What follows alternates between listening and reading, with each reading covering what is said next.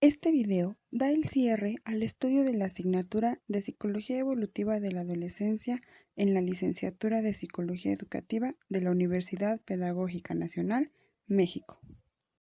Primero, repasamos lo que aprendimos y después giramos la vista hacia adelante en anticipación a qué nos espera a lo largo de la carrera universitaria. La asignatura de adolescencia está organizada temáticamente en 5 grupos o bloques. Iniciamos con el estudio de los cambios meramente fisiológicos, desde el acné hasta la torpeza del llamado estiramiento. A esta fase de la pubertad le llamamos propiamente la adolescencia temprana. Después, vimos cómo se madura la manera de pensar, de operaciones concretas a operaciones formales. Esto representa parte de la dimensión social o intrapsicológica. Vimos cómo la maduración cognitiva da pie a una búsqueda para la personalidad propia. El tercer tema continuó en el plano intrapsicológico, estudiando la dimensión moral, donde es la arena donde suceda una buena parte de esta búsqueda para una personalidad propia. En este tercer bloque contemplamos por primera vez las teorías evolutivas, participando activamente en el debate sobre si el desarrollo es lineal o no, y si el avance entre los niveles es inevitable o no. En el penúltimo tema pasamos a la dimensión social o interpsicológica, lo que conforma las interacciones en crecientes círculos según los intereses y necesidades de cada individuo. El último tema, bajo el título inocente de aspectos psicosociales, estudió la jala y estira entre las dimensiones intra e interpsicológica en expansión. Allí pusimos el nombre adultez emergente y en las manos de este profesor se enfocó en la prevención de actitudes y conductas autodestructivas. Sobre la marcha, vimos ejemplos de las personalidades que los adolescentes ponen a prueba como si fueran modas de ropa o peinado. Algunas dimensiones de este aspecto que no tuvimos tiempo para estudiar incluyen, nada más por dar algunos ejemplos, tan pronto las niñas dejan su atracción por caballos, en los primeros momentos de la adolescencia les fascinan las películas de terror. ¿Tendrá que ver con los comienzos del desarrollo moral? Un poquito después, las niñas mueren por los conjuntos musicales con coros de niños pueriles, un fenómeno mejor conocido por su nombre en inglés, boy bands. ¿Por qué no hay un equivalente de girls band para los niños? A mí me da mucha curiosidad que los intentos comerciales han fracasado rotundamente, porque no los atrae de lo más mínimo. Una cuestión más sobria es la burbuja demográfica, que en esta tercera década del siglo XXI va a llegar a los jóvenes de esa edad y rebasarles. Ese hecho va a tener un gran impacto en las inversiones públicas y privadas, no solo en México, sino en casi todo el mundo. Asuntos demográficos nos remite de nuevo a los contenidos del curso, con una visión más ampliada sobre la manera en que la sociedad fomenta un estado de adolescencia, tanto que llegue a ser un estado permanente. Eso llamamos una moratoria, que representa un estado permanente de crisis porque no se resuelve la parte de llegar a tener las responsabilidades del ser adulto. La sociedad procura un estado de adolescencia también porque ya se desvanecieron los ritos de paso, estas ceremonias formales que otorgan la adultez. Por el otro lado, la abolición de la labor infantil extendió la juventud múltiples veces. A pesar de que individuos a edad adolescente tienen el fuerte impulso de asumir responsabilidades. Dado que esta necesidad queda coartada, se puede desviar en actitudes y conductas antisociales y abusivas. Eso a nivel personal o intrapsicológico. Pasando a nivel social o intrapsicológico, el capitalismo avaricioso y violento en que vivimos multiplica los problemas. La empresa capitalista sobrevive de satisfacer las necesidades básicas. En otras palabras, todos necesitamos comer, vestimos, transportamos, etc. Los mensajes que recibimos desde los anuncios espectaculares hasta los anuncios incesantes en el teléfono incentivan la búsqueda por la satisfacción inmediata, a pesar de que pagan los salarios más bajos, especialmente a jóvenes sin experiencia, sin dependientes y sin relaciones para conseguir puestos mejor remunerados. Eso es una primera fuente de frustración. Una segunda capa de frustración proviene de una cultura donde lo sustancial no tiene importancia, porque la imagen lo es todo, para vender algo, tal y como dicen las poderosas agencias de publicidad. Finalmente, todo eso viene envuelto en la desconfianza en el prójimo que se fomenta de forma consciente con las campañas de seguridad personal y noticias que no explican con claridad las causas por estos eventos violentos. En todo, es un cóctel de lo más venenoso. Durante el curso no hubo momento para hablar de cómo sería una sociedad que escuche al adolescente. Ahora en el cierre me permito un momento para abogar por eso. Si se pudiera construir una sociedad que haga caso de los pedidos y las necesidades de la adultez emergente, lo primero sería no almacenarles en escuelas en esa fase cuando anhelan asumir responsabilidades. Puesto en términos educativos, se terminaría con la escolaridad formal para esa edad. Eso no es lo mismo que terminar con la educación, de ninguna manera, sino es un cambio a otra modalidad, la que es conocida como la educación informal, una que no tiene el propósito de conseguir grados ni diplomas, sino de aprender cosas útiles dentro del sitio de acción, sea el campo, fábrica, taller u oficina. Para saber más, les dirijo a los ensayos de Paulo Freire. En la educación informal, la relación no sería tanto profesor-alumno, sino tutor o mentor con estudiante, es decir, una relación profesional pero más cercana donde el enseñante conoce los deseos y aspiraciones de quien estudia. En la relación de tutor o mentor se presta a abrir las dimensiones de búsqueda por la identidad propia y de aprendizaje-participación en la construcción permanente de los valores en comunidad. Gracias por escuchar El sueño por un mundo mejor. Ahora regresemos al curso. Otras cosas que aprendimos en el curso fueron para su desarrollo profesional. Las actividades en esta asignatura y otras de los primeros semestres están diseñadas para aprender el arte de cómo presentar una investigación, cuestión sobre que profundizaré en unos momentos. Por ejemplo, reiteré que es desarrollar el arte de resumir a otros de forma sucinta pero completa. A la vez, se debe darles el debido reconocimiento. La manera de citar cambia con cada edición del estilo de Asociación Norteamericana de Psicología, el famoso estilo APA. Se puede consultar la versión más reciente en apistyle.org. Muchos de ustedes hicieron caso a las reiteradas devoluciones al respecto. Otra dimensión medular de la asignatura es el fomento de valores, en este caso el valor de la colaboración. Colaborar con otros es complicado, por los motivos que acabo de predicar sobre la sociedad y por muchas otras razones. Es por eso que esta asignatura y otras de los primeros semestres se empeñan en fomentar los valores del trabajo colaborativo. De paso, mencionaré que el fenómeno de la comunidad de aprendizaje ha tomado un lugar medular en las ciencias sociales del siglo XXI, a partir de las investigaciones de Wingate. Sus obras están en la biblioteca y las recomiendo como lectura de ocio vacacional. Esa parte colaborativa se redimensionó profundamente en el repentino conflicto laboral en febrero, que fue seguido en marzo por la declaración de cuarentena, lo que obligó a una metamorfosis del aprendizaje presencial en aprendizaje a distancia. Como mencioné en los comunicados, he estudiado sobre la enseñanza en línea y cuento con un tanto de experiencia impartiendo cursos por medio de una plataforma. Esta enseñanza no solo es complicada, sino también es distinto el aprendizaje presencial en ciertos aspectos no siempre contemplados, a saber. Los libros sobre el desarrollo de cursos en línea que estudié recalcan que el aprendizaje a distancia, que es mediada por tecnologías, no es para todos.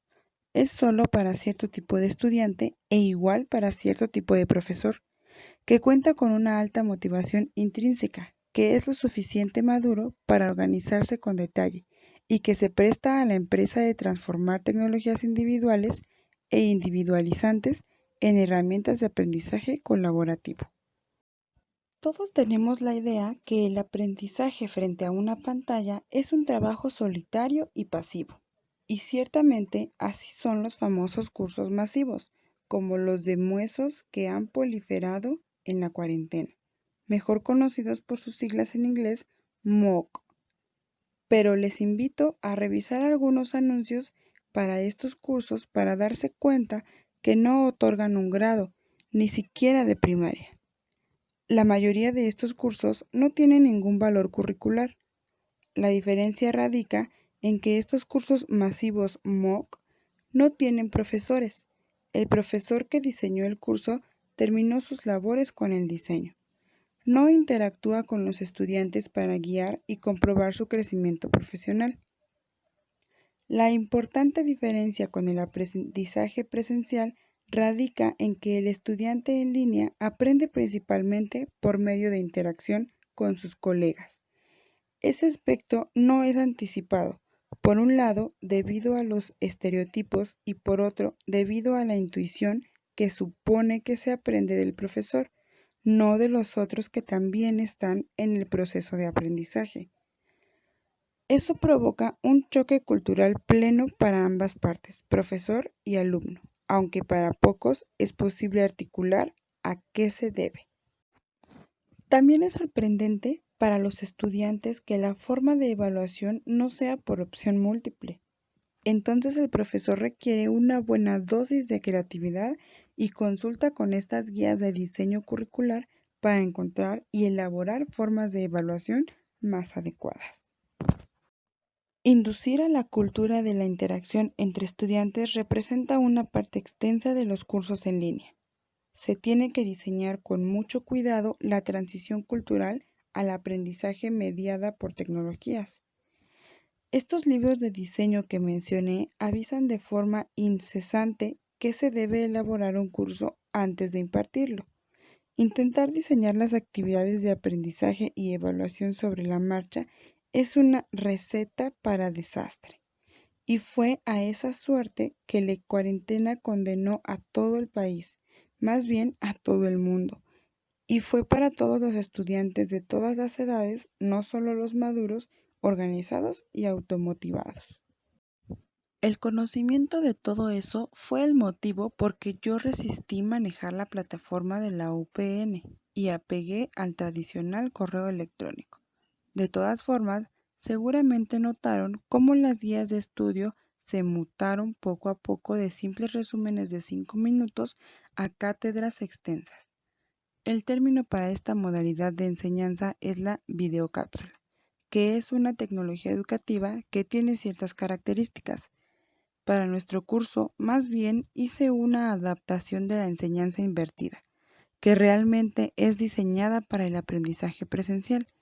Es un método donde el profesor graba su cátedra con la finalidad de que las y los estudiantes lo vean con determinado previo a una clase y en el aula se realizan las tareas que fortalecen el aprendizaje.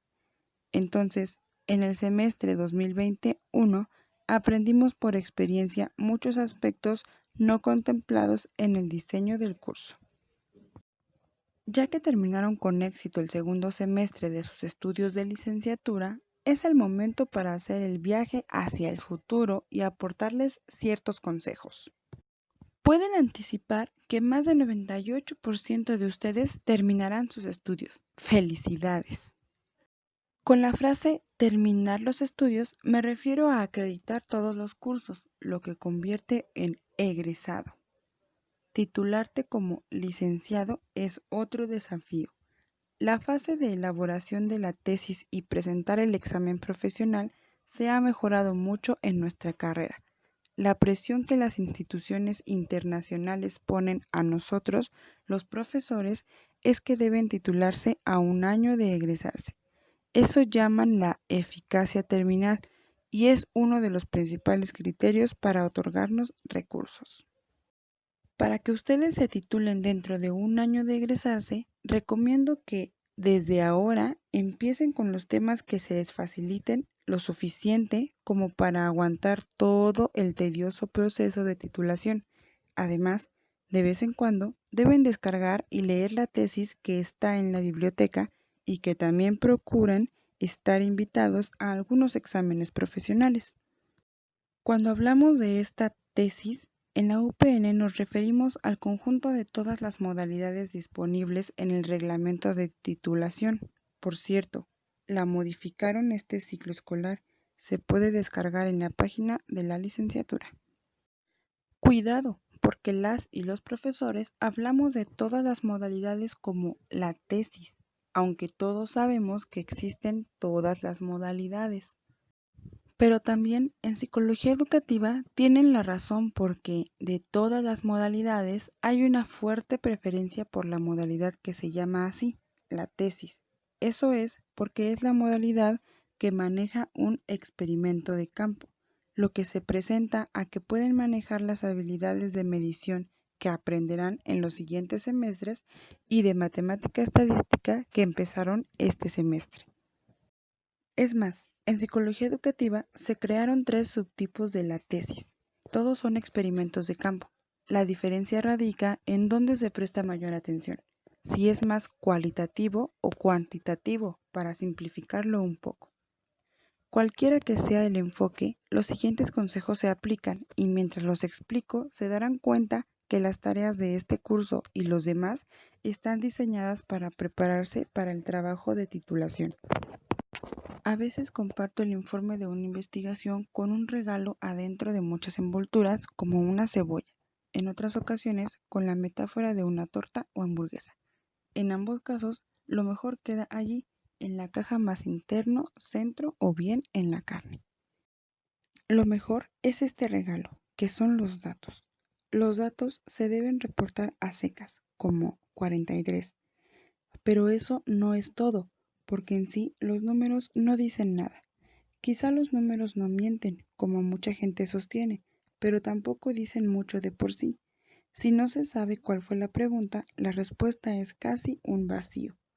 En este ejemplo, el número 43 es muy diferente si es la respuesta a la pregunta ¿cuántos estudiantes estuvieron en el curso de adolescencia?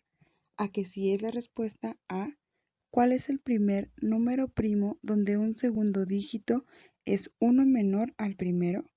A que si es la respuesta a la pregunta ¿cuántos faltan desde la matanza de Ayotzinapa? Por ese viejo y trillado chiste, yo soy de los que subscriben a la idea de que los números son tan relativos como cualquier otra cosa. Ahora comprendemos la necesidad de comparar los datos con lo que se haya publicado previamente. La sección de análisis diría, la inscripción inicial de estudiantes fue 40, lo que significaría que se rebasó casi 10%, lo que tendría un significado distinto si habría dicho, la inscripción inicial de estudiantes fue 400, lo que será una matrícula tan baja que quizás se cancelará. Estos datos vendrían de otra fuente, servicios escolares para este ejemplo. Se comparan los datos contra lo que se anticipa según lo dicho en las fuentes de información. Es por eso que se tiene que haber colocado previamente el resumen de dichas fuentes de información. Podemos comprender esta sección como el estado del arte o simplemente lo que se ha publicado hasta el momento. Previo al estado del arte, corresponde una introducción que justifica o fundamenta la investigación o, en otras palabras, esa pregunta que dará significado a la respuesta en los datos. El cierre de las conclusiones y recomendaciones. Para nuestro ejemplo de la matrícula, la conclusión podría ser que debería haber espacio entre este 10% más bien o que se debería haber cancelado por la falta de demanda. Y al final se remate con los hermosos detalles de envoltura, la dedicatoria, agradecimientos, acuérdense aquí de su asesor, etc. Ya concluimos con el cierre del curso. Remato la representación con 2 anuncios chiquitos. Normalmente, los profesores recomendamos que se presenten los excelentes trabajos de investigación de campo para estas materias de evolutiva en el anual coloquio del desarrollo humano y educación, aunque el trabajo de campo fue suspendido para nuestro curso. De todas maneras, puede presentar uno de otra asignatura o bien puede expandir un trabajo de este curso. Viendo más adelante, para sus investigaciones de titulación, si les interesa trabajar alguna temática de estas en la pantalla, acuérdense del profesor Siders Vogt, que les puede ayudar como asesor de tesis. Si hubo algo que particularmente les gustó o disgustó del curso, favor de mencionarlo al profesor. El próximo semestre estoy apuntado para 2 grupos de psicología evolutiva de la adultez y vejez, una de mis materias favoritas y que ayudé a diseñar. Nos vemos allá. Adiós, profesor y estudiantes. Nos vemos el próximo semestre. Echamos una porra para la UPN.